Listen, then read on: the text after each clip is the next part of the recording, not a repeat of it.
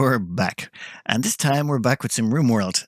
Yeah, I got sucked into this. I've got 52 hours according to according to my Steam account. But don't worry, if you've never played this before, I'm just going to go through how to start it. It's not that bad. This is the standard start most people go for is crash landed. You start at a mid-tech range and all that. But I like to go with the Lost Tribe. You start off with nothing. You're pretty much just, very primitive and you have to crawl your way up. It's just, I prefer it. It's more fun for me. Now, like I said, I've only got 52 hours, so I'm not going to go too crazy here. We're going to go with Random. There's a few different storytellers here. This is Cassandra Classic. Effectively, this is a story generator, supposedly. So what Cassandra here does is she keeps ramping up the difficulty as the story progresses, and things will get crazier and crazier as it goes along and more intense. Yeah, let's not worry about that one. And then we've got Randy Random. Randy Random doesn't care. They'll just send you random stuff no matter what. They're effectively make for the most interesting playthroughs. Well, let's just say you're more likely to die horrifically. That's what Randy Random is good for. Let's generate a world here. You just pick a random seed. That's all I did there last time. Now here is the map. There's ice sheets, deserts, light desert, heavy desert. There's only a tiny bit of tropical forest here. All you care about, though, is this sort of lightish green color. This lightish green color is Temperate Forest, and the reason people prefer Temperate Forest, good critters, the temperature variance isn't too massive. Your little pawns, yes, your pawns will survive quite happily here, and it's usually one of the better places to settle. And like I said, I got 52 hours. I'm not going to go and do something super hard. Things you want to look out for or avoid. Lots of these blue ones, they won't trade with you. It's not so much they'll attack you. Attacks can happen from anywhere. So it doesn't matter if you set up right beside them. It's more a case if you can't trade with them, which makes it hard. So you want to avoid settling down lots of dark blue and green, and you want to settle near the light blue or purpley ones and yellow ones. And looking around, this place over here looks pretty good. There's lots of these light blue ones we can trade with, and there's even some of the yellow ones. I prefer the light blue. They have better stuff that we can buy from them. Now, when it comes to picking a tile, you can pick flatlands. That's flatlands there. You see it's all just green, and it's called flat. Then there is small hills. Small hills are very handy. That's kind of what you want.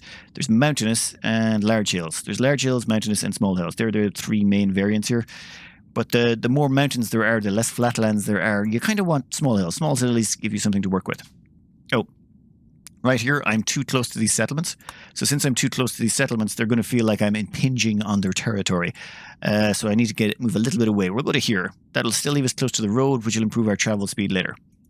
And there we go. Now we get to choose our pawns to take with us. Now, there is a randomize button, but we're not going to use it. It's kind of against the spirit of the game. The spirit of the game is that you get these eight to choose from. You have to pick the 5 best that hopefully can meet your skills. And if you can keep those 5, and those 5 best are, well, you have to make do. And it leads to some interesting scenarios. Anyway, just give me a second to pick. I've made my choices, and I could go through this for a long time, telling you how to pick or what to go for and what not. By and large, these 5 here, they're not incapable of anything, so they're all decent for about everything, and most of they don't really have any health problems or issues that I'm too worried about. There's some malnutrition going on, but that's not the main thing.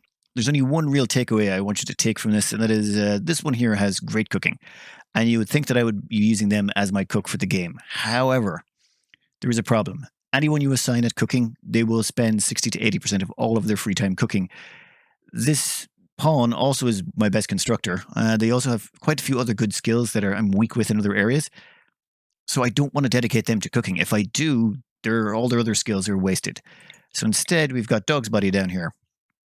Dog's Body only has 4 in cooking, but you see this double flame thing? That gives them a learning bonus. They'll learn it pretty fast, so hopefully after a while they'll get better at it. The single flame just means they'll learn it at normal speed, and without a flame, it means they get a massive nerf to learning anything in that skill. Trying to train this person up in planting or artistry or anything like that will take a really long time. It's usually just not even worth attempting it.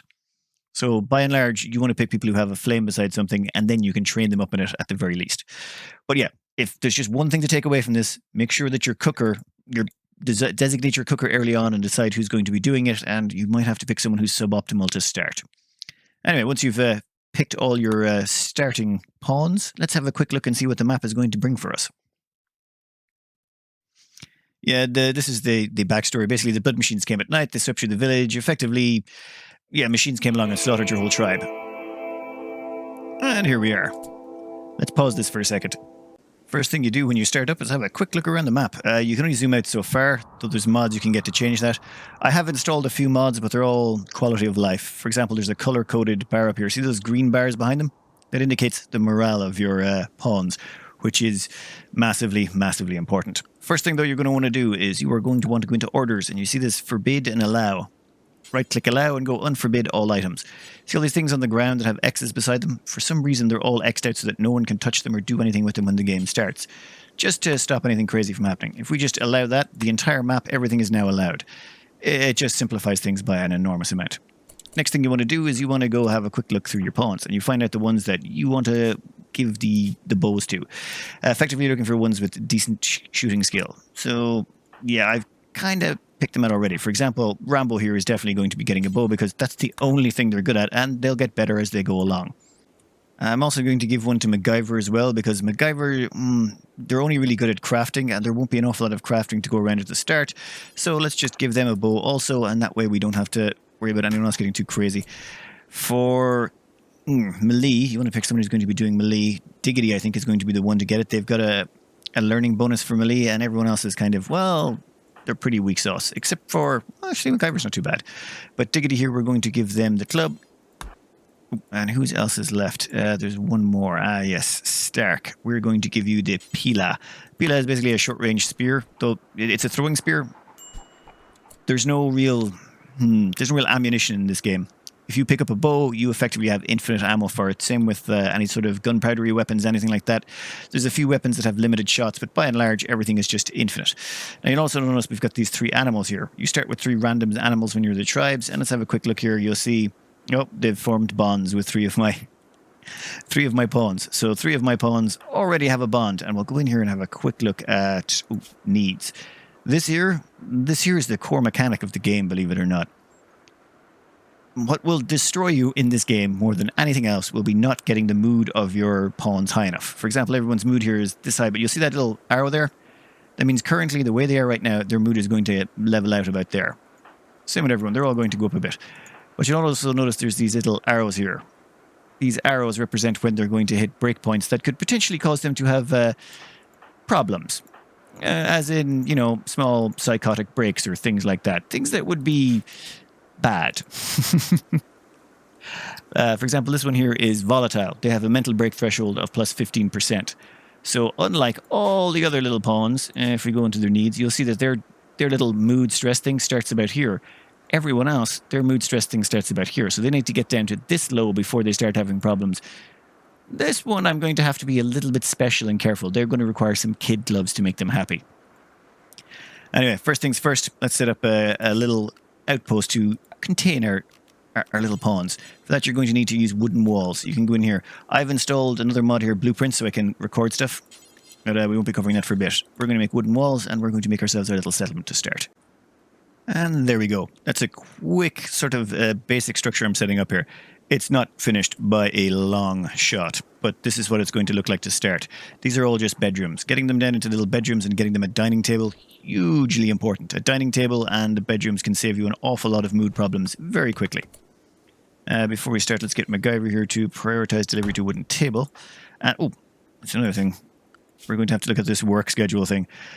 Oh, here's where things get interesting. Yes. You can manually set priorities, and, well, I heavily recommend doing it, but not until you know what you're doing. For first thing, let's look at firefighting here. We'll put everyone up to firefight and patient. Well, that just means if there's a fire starting, everyone will go and put it out. For patient, this just means if you're sick, you'll go and find a bed. For doctors, we want to improve that so that if anything happens, our doctor immediately gets involved. In this instance, two of my pawns have a flame in doctoring. They're not great at it, but they could become better, and at some point your dog's body, or my dog's body, who is going to be my doctor, might come down with a problem that would make them unable to do medical skills. So I'm going to put them down low just so I know that I can get them in there later. Bedrest, this just means, hey, if you're tired, take a nap. Pretty simple. Basic is unskilled task, release prisoners, flick switches, that kind of stuff. This is normally stuff you want done quickly, like flicking switches. It's more to do with power and stuff later on, but it's usually quite important. You're only going to have one warden. Wardens handle prisoners and recruitment and stuff like that. Generally, you're going to want that quite high. As for the rest of this, I'm just going to do it up and then sort of discuss it. I forgot to cover the basics of this, didn't I? The way this works is, if you everything from left to right is done in order. So everything on the left is considered the most important, and all the way going to the right becoming least important. And all that means is, just say we've got this skill here, this person, Stark. They have construct at level 3, haul, and clean all at level 3.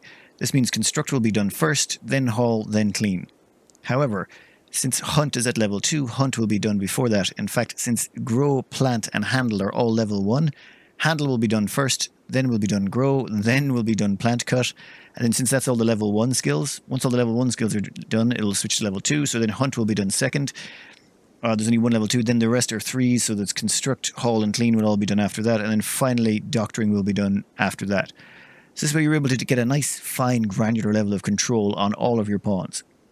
So this would be what I'll probably end up doing, but for the time being, what I'm going to do here is I'm going to allow these 2 pawns here to construct. They're terrible at it. They have 3 and 1, respectively. Oh, as a quick meter stick, when it comes down to pawn skills, anyone with a skill level of 8 is about proficient. That would be classified as proficiency, as in they're not terrible at it. Once you start going above 8, you start getting into good, and once you go below 8, it starts getting worse progressively. Once you go below 6, it starts getting into really incompetent territory. So this is what I've chosen for them because, so this one here, this is the cook. So the cook is prioritizing cooking, and then they've got a few other things they will do if there's time available. So right now I've made sure that there's a few that can plant and construct and do all of this so that we can get this up quickly. So on the very first, when you're very first starting out, you might end up allowing pawns you wouldn't normally allow do things just so that you can speed up the early building of everything you're going to require. Now, one of the other mods I installed, that's tab is not going to work in this game. Speed. Yes, so everyone can go faster. I've included a level 4 speed mod so that I can speed things up to ridiculously high speeds. Oh, and this wall here, that was there already when I started. That was here when I got here, so I'm just, I left it in there and used it. It helps me cut down on the amount of building I'm going to need to do. Another thing you can do, 1 second, that volume. Yeah, that's better. Once that's all done, we're going to need to put in sleeping facilities, as in furniture for everyone. Now, we can't build them anything because we don't have the technology to build them anything. This is going to be a double sleeping spot. The reason there's a double sleeping spot going in here is because we actually started with a couple, which I think is pretty rare. I don't think I've ever had that happen to me before. And that should not be going there. You can be deconstructed, even though you're not even a thing that exists. And we'll rotate you some more, and we'll put you in there. The reason being, I believe, Mr. MacGyver here, if we go to gear social. Wife, St. Francis Stark MacGyver. So MacGyver and Carter MacGyver McKay are both married. So if you actually go into their profiles and look up under needs, it will be want to sleep with Stark. And if you go to Stark, wants to sleep with MacGyver. So the two of them, if you don't put them in the same bed together, they're going to get this debuff to their mood, which is bad. You put them in the same bed together, things turn out well, until the relationship breaks down and horrible things happen. But we're not going to worry about that just yet. Anyway, you want to make sure that before the end of the first day, you get this constructed. There's massive negatives for your pawns if they sleep outside. They do not like sleeping outside. Also, sleeping in the barracks is bad. You see this sort of corrugated symbol going up here? That's a roof. A roof is being built over this, and it's built for free. The moment you make a sealed room, there's a door right there. So once you make a sealed room, so this now is a sealed room, they'll automatically build a roof on top of it, and if you want, you can check it with this zoning tool. Here's build roof and remove roof. So if we go with build roof, that's currently in yellow everything that's roofed, and we can either remove it or expand the roof out. We could expand this roof out 1 tile around the edge if we wanted to. There's no need for that anymore, but there was in the past. There were certain bonuses that could be achieved by it. Anyway, we're just going to let this finish up. You notice I've left a few gaps here. That's because I want to do some additional construction. That additional construction should seal that room up. And then we're going to want to get around to getting cooking going on. We need food. Food is probably going to be one of our bigger complaints. Also, we want to get this somewhere safe. This is pemmican. It's one of the food sources you can make. This stuff, though, takes forever to go off. It will deteriorate, but it's quite stable food. It's quite handy. And as a tribes person, you get that. There's also a few other things you want to clean up. But for the time being, we've managed to get a sealed-in room, and we've got a table for our pawns to eat at. That is hugely important. 8 without table gives you a -3 to morale, and that lasts I think it lasts a day. So what happens to them once during the day, they're just unhappy for the entire rest of the day. Well, they get a -3 mood. So getting a table up pretty soon, usually a good idea. And as they've got that room built, what we're going to do is start something else. So if you can't tell, I may have built this design a few times before, and I've kind of gotten used to what goes where and what needs to be done. We have wildlife in the surrounding area. What have we got? Mega sloths, alpacas. Excellent. I do want those. But we've got lots of animals here, and these animals can be hunted, and you can use those hunted animals to produce food, which is really, really good. So we already have 2 of our pawns who are pretty good at that, but I just want to get the last of our structures complete before I do that. So for production-wise, we are going to go into production, and we are going to grab a butcher stable. This allows us to take animals and slice them up into useful bits and pieces that can be used. Then we're also going to want a fueled stove. Oh, wait, we can't afford one of those yet. We don't have the metal. You know what? We will cancel that for the moment, and instead we will put in under, what was it, temperature. You can find a campfire. Campfires can be used to do some cooking as well. They're just a little bit slower than a stove. I think about 30% slower. Though I haven't tested it myself, though I have been reliably informed by the wiki and Reddit, though God knows if it's changed. Some of the information on this is hopelessly out of date in some areas, or just not even available somewhere. Anyway, with that all done, time to start doing some, time to start finding some wildlife. We will say anything with 0. See this 2%, 10%, all this stuff down the side? This indicates their likelihood of fighting back. So wild boar, of course, have a 2% chance every time you hit them of fighting back. That is bad. We are terribly weak at the moment, and we don't want to get involved in that. So instead what we'll do is we will queue up all the turkeys, because they're, very pacifists, and all the hares. Now, they don't provide as much meat. Like if we were to take out one of these mega sloths, we would have enough food to last us for a long time. Unfortunately, they're very likely to, do horrible things to us. The other thing is I'm going to try taming these alpaca. Now, the person I have set up to tame them is, where is it? Stark. Stark here, if you go into their stats, they have animal tending. Yeah, so animal tending here. They're a weak professional, taming, training, and controlling animals, and they've got a good flaming passion for it, so they'll be quite good. Yeah, this is the one that was also going to be the cook, or is a very good cook. And we have set up the work restrictions, so that is their primary focus. If I set someone to tame, they will immediately go off and do it. Also for hunting, where is it? Rambo should be off doing that right now. And also MacGyver? Yeah. Oop, there's the critters. Anyway, as those critters go down, where's this butcher's table? Why is that not completed yet? Okay, that is odd. Never mind, we'll queue up some food just so I can show you how this works. Oh, we're going to have to queue up a few other things first. First is zones.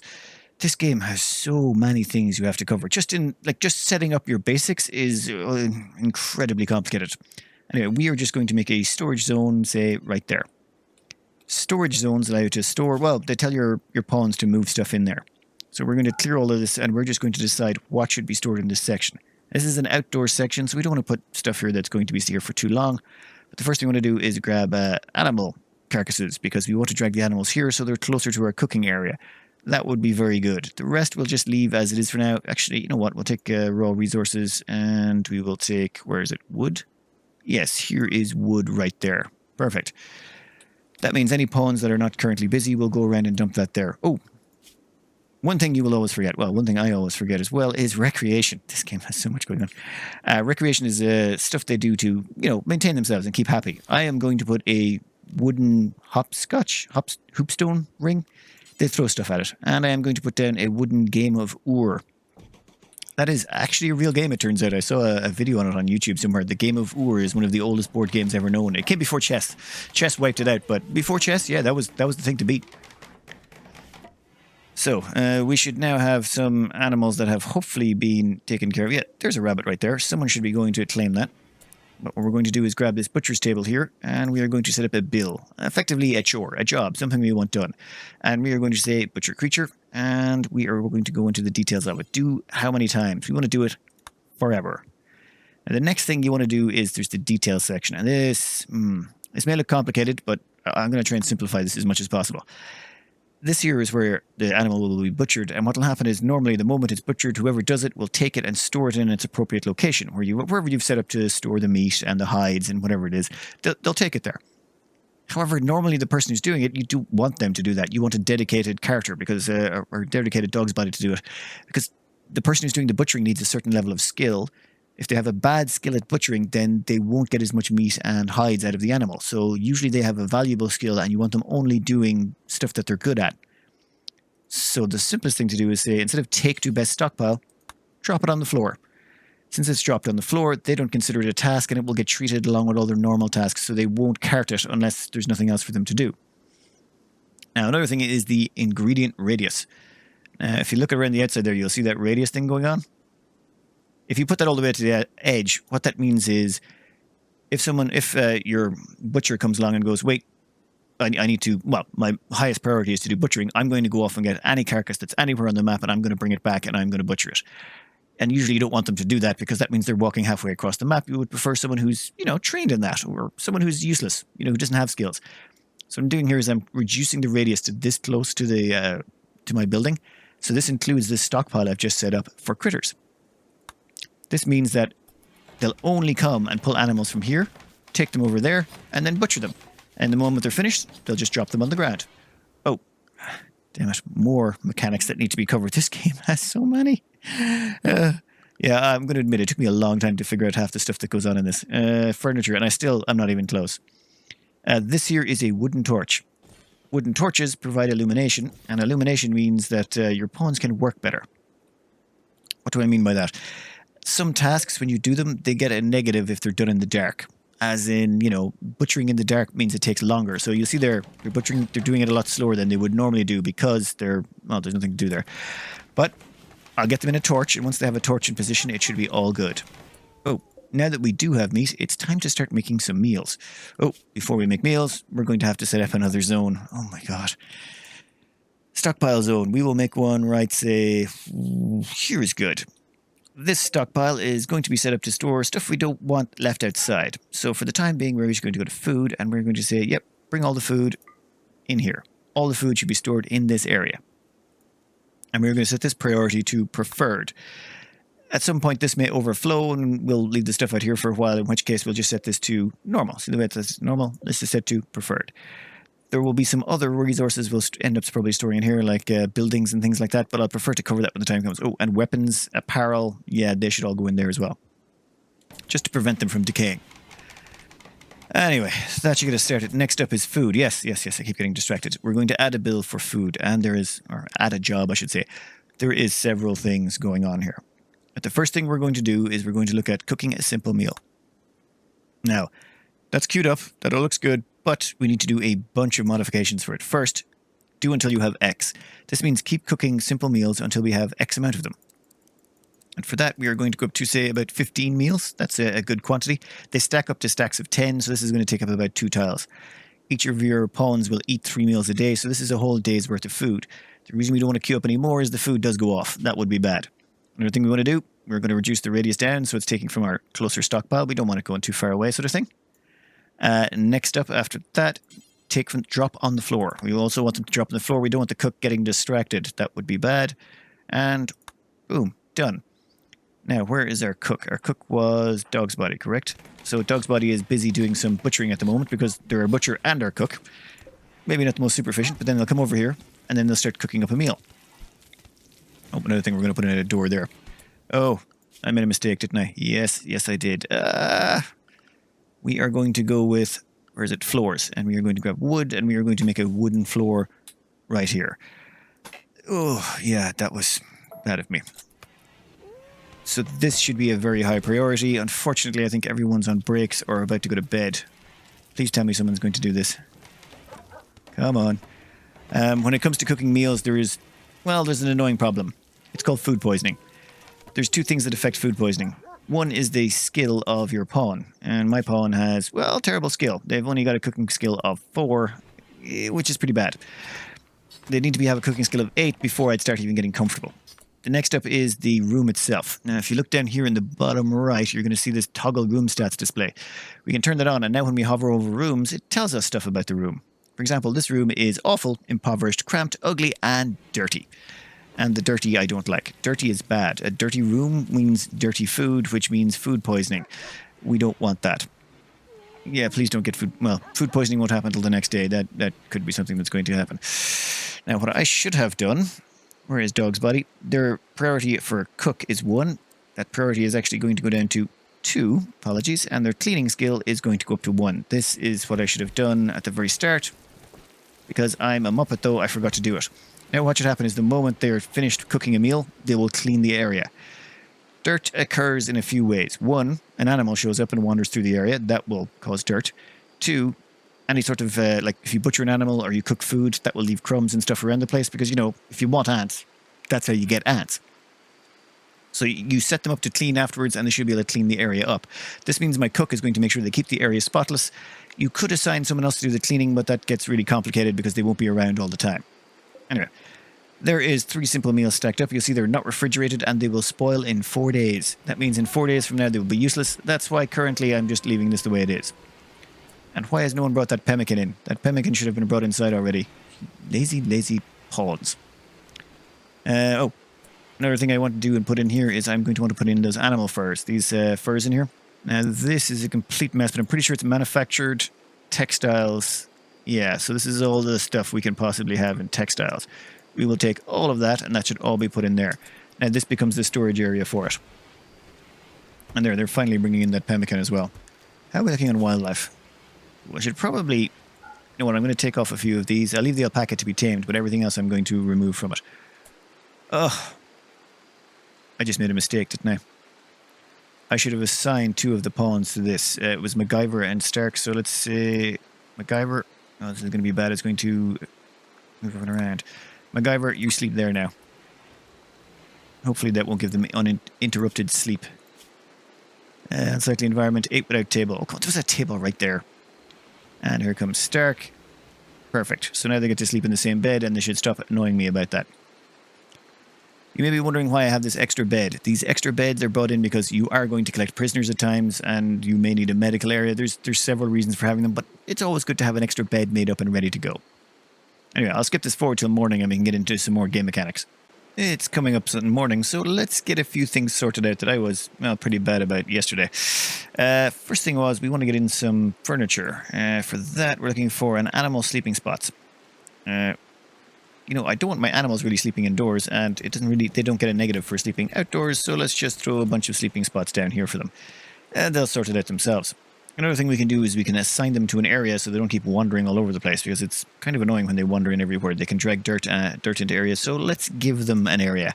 For that, we go to zones, and we're going to expand allowed area. This should be more appropriately titled make an area. You can manage your areas by creating new ones, but in this instance, we're just going to use area 1. And we're going to assign area 1 to say, right there. So they're allowed anywhere inside there.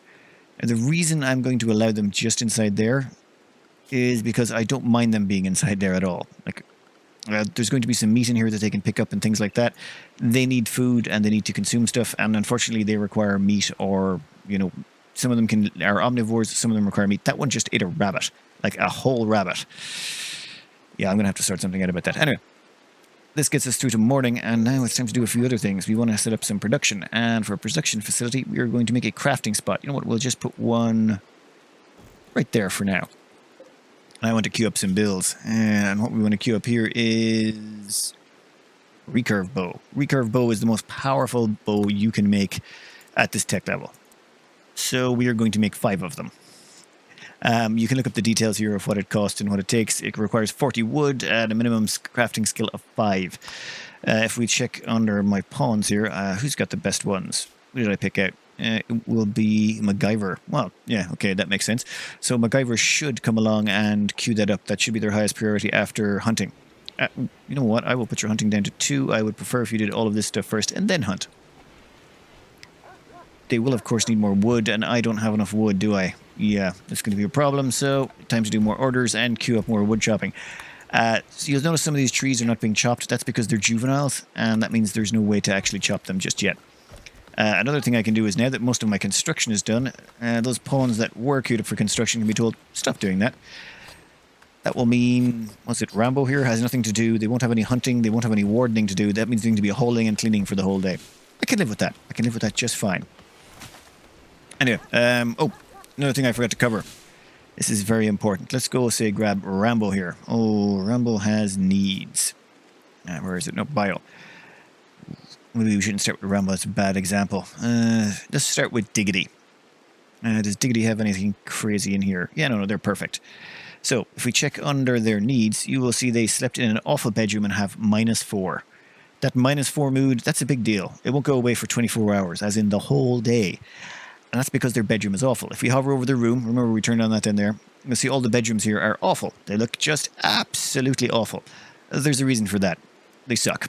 There's 4 stats that determine the impressiveness of a room. You'll see there's 4 of them there: cleanliness, beauty, space, and wealth. The 4 of them combined come up with an overall rating for the room. Now this gets... let's just say you can go down a huge rabbit hole of trying to figure out what's going on with that. I'll try and simplify as best I can. One thing, all 4 of those things are not really independent of each other. If you have 3 of them really high and 1 of them really low, that one that's really low will drag the overall average through the floor. So what you got to do is try and keep the wealth, the space, the beauty, and the cleanliness all reasonably high. Cleanliness, though, is a tough one, to be honest. So this results in some problems. What I want to do is get the bedrooms up to dull. I want to get them away from awful and just up to dull. Dull is perfectly fine. Also, if we check it, Diggity here, what else have they got in their needs? Yes, slept on the ground. That's also a bad one. Sopping wet, well, it is, horrible outside. And unsightly environment. Yeah, that's unfortunate because this whole place looks terrible. But, slowly but surely, it will get better. Now, this one is still awful. I think we're going to need to put a chair in there. I've done some testing in the background, and effectively, this was the smallest room I could make that I could make not awful. I know that doesn't sound great, but yeah, that was pretty much the only thing I could come up with. So what we're going to do is we're going to stick a stool in here, and a stool will sort of add a little something to the room. For you, we'll put a stool over there as well, and for you, actually, that room is going to be so big it should be fine. For this, of course, I will need more wood, and good old Stark out there chopping like crazy. If you'll notice here, Stark has a plants bonus of 8, and you'll see their skill points are actually progressing up there while they're harvesting the trees. The reason I've got them assigned out to do trees is they're the best at planting, and when they chop trees, they do it faster than anyone else. This planting skill is very important when it comes to planting. It really speeds things up. Also, they get more wood out of the tree because they have a skill on it. Someone with below, I don't know if it's 8 or 6 points, they will botch the job a bit and won't get as much wood out. So they'll spend longer doing it and provide you with less wood. So it's usually good to have everyone specialized and get them to only do the tasks they're good at. Now, has this finished? No, that's still awful. That's still awful. That's still awful. Awful. Come on, seriously? Oh yes, that's right. I have to go and get some animal furs to make this perfect. Yeah, I forgot about that. So we need to get some animal furs, which means we need to do some hunting. How's the bows coming along? How many bows have we got so far? We have 1 recurve bow, 2 recurve bows. That's 2 of you set up, and that means we're going to get all the other 3 of you. Stark, what are you doing at the moment?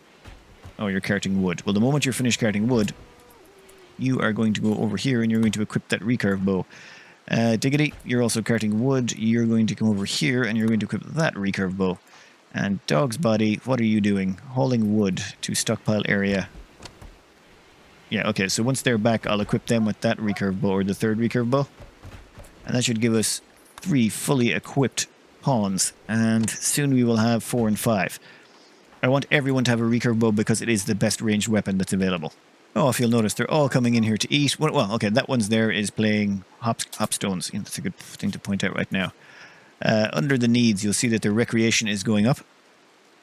And you have to kind of give them a variety of recreations. Just the same recreations over and over again will drive them crazy. This one here, for example, I think they're playing the game of ore, playing hoopstones. They're all playing their own different games. Anyway, for the time being, what needs to be done? I think we've got some turkey meat out there. That's only 4 left. Yeah, I need to do some more hunting, don't I? Yeah, I'm going to do a bunch of hunting tomorrow, and then we'll get them sorted. Oh, and here we have our first gift from Randy Random. A flash storm. A freak localized flash storm is striking a small area with lightning. This can cause massive fires. It's not good. Where's my colony? Okay, my colony's over here. That's fine. Okay, flash fires are a problem, but on the bright side, it is raining. Well, it was raining. Oh, you better run, critters. You better run. Okay, you can sleep through that, but that's not going to end well. Oh, yep. It woke up and decided to take a wander. That's good. That's good. Let's check on the health of that one. Yeah, they're fine. They're fine. Just maybe don't go too close. Did that one get injured? I think that one... Left eye weakened. Pain, little left eye burn. There's quite a detailed medical system in this. We'll cover more on that later. Anyway, wildlife. Turkey, turkey, turkey. Go get me some. Perfect. Chunks of spacecraft have impacted nearby. You can just deconstruct them to yield resources. This is another thing that happens quite frequently. Yeah, I would go out and deconstruct them pretty much immediately. I'd queue it up. There's a couple of reasons for this. One... What is Rambo doing? Oh, hunting a turkey. This just means if it's deconstructed, it's more likely to happen again. Also, it yields an awful lot of steel, and it also yields you some components, which, ooh, you know what? I'm not going to go into wealth just yet. But over here, we are going to go in and we are going to store those components, because components, they will decay if they're left outside, and components are valuable. Where's Rambo? Rambo is hauling components to the Stockpile Zone. I'm going to equip Rambo and MacGyver with bows, and then we're going to get around to doing some real hunting. Right, I've got everyone equipped with a Recurve Bow, which is the most powerful ranged weapon I can get at this stage. And wildlife-wise, we want to find something a little bit more nice to hunt. Ooh, muffalo. You know what? We are going to try and tame those. The reason we're trying to tame the muffalo and the alpaca, even though the alpaca would be a wonderful source of meat, is these are quite good animals to tame because they're the only ones that are also pack animals. Alpacas have also been used as pack animals since they hauled cargo on the rugged mountain trails of ancient South America. So they can haul cargo, and so can the muffalo. Muffalo can also be used as pack animals.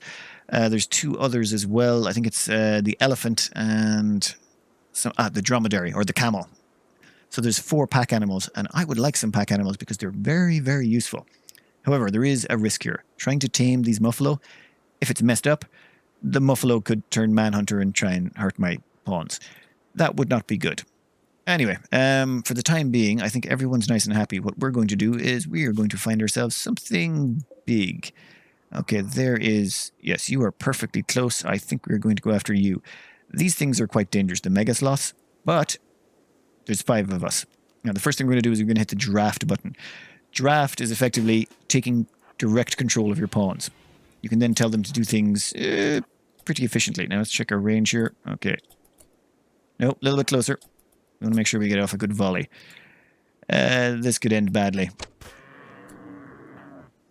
How is that looking on the front? Health-wise, we got the tail and the right rear paw. You know, that's not great. Okay, you take another shot. Volley number 2. Volley number 3 was a complete waste. Come on, time is running out today. And no one else is doing anything while this is happening. So...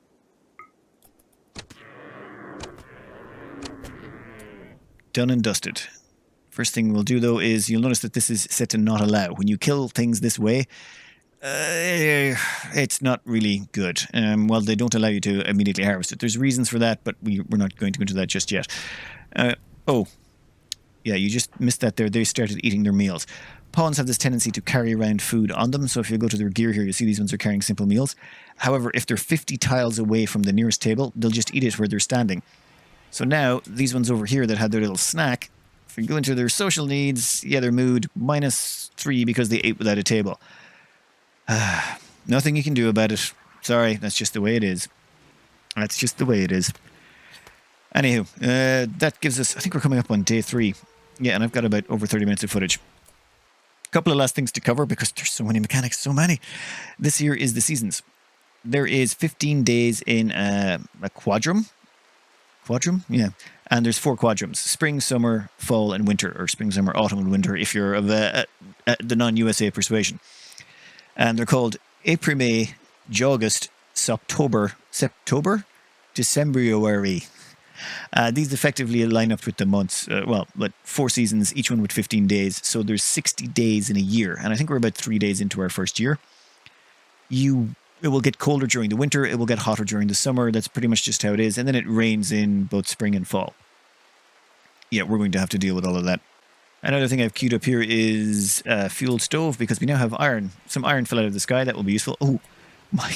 Wow, Dog's Body, you are strong. You've just picked up a whole sloth. That is kind of impressive. one joyous thing as well about them when they make the sloth, it produces an enormous amount of meat. That's 315 meat, which means we are going to be swimming in food for quite some time. Nice, nice. It also gives us a bunch of heavy fur. What is that, 106 fur? Well, we got a lot of heavy fur, and we can use that heavy fur to start putting together some furniture. Bed rolls and double bed rolls, so we can get rid of that slept on the ground debuff that all of our pawns are currently carting around with them. This here, I suppose we'll just finish out on this. This here is what you really want to be looking at early on. Slept in heat, slept on the ground, awful bedroom, an unsightly environment. You're trying to get rid of all of these negatives because the more negatives you have, the harder it's going to get. There's going to be more negatives thrown on top of this. If they get injured, if they get sick, if they get food poisoning, psychic drones, they get involved in a firefight, they get shot at, they see someone get shot, they see one of their people die, they see a loved one have problems. There's all sorts of things that will make them unhappy. So you want to minimize all of the mood negatives you possibly can. So this is where you find out what you should be doing next. Anyway, this is only a small snippet of this game. I hope you enjoyed, and good luck.